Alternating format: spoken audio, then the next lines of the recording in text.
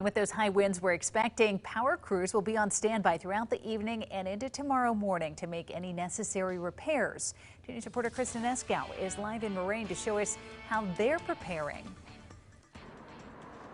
Well, Lauren, a break in the rain here in Moraine, although we've got some darker clouds over us, so anticipating maybe rain might start in a little bit. The wind has not picked up yet, but that's expected to change as we head into this evening and the overnight hours. Earlier, I talked with AES Ohio. That's the power company formerly known as DP&L, and tonight they tell me all of their crews will be out overnight and through Friday morning in case of any damage. Officials with AES Ohio say they work to prevent wind damage to power lines all year round, including pruning trees around existing lines.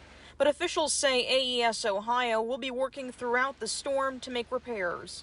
We have coverage throughout the event, considering that it's starting later on this evening and well into the morning hours, and then the early morning hours tomorrow, and subsequently, potentially with the extent of the damage that could occur, we will have crews throughout the day. Marianne Cable says if you see a downed power line, you should report it to the electric company.